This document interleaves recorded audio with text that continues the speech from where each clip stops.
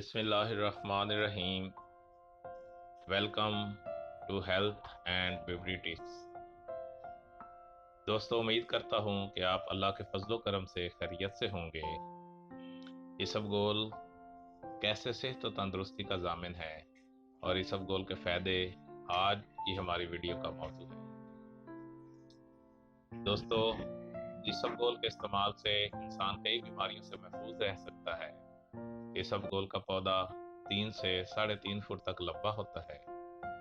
اس کے بیجوں کو اسبگول کہتے ہیں، جن کو منہ میں ڈالنے سے لیس دار لعاب پیدا ہوتا ہے۔ اسبگول آنتوں کے اندر خراش کا آ جانا اور پیٹ کی خرابی کے لیے بہترین دوائی کا کام کرتا ہے۔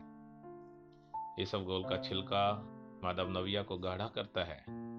اس کو شربت سندل یا شربت بزوری کے ساتھ استعمال کیا جا سکتا ہے۔ اس کے علاوہ یہ گرمی اور پیاس کی شدت کو کم کرتا ہے۔ منہ کے چھالوں کے لیے اسبگول بہت زیادہ مفید ہے۔ 1 چمچ اسبگول صبح شام پانی کے ساتھ کھانے سے منہ کے چھالے اور زخم ختم ہو جاتے ہیں۔ دوستو، شوگر کے مریض، گردوں کے مریض یا جوڑوں کے درد کے مریض اپنے ڈاکٹر کی ہدایت کے مطابق اسبگول کا استعمال کریں۔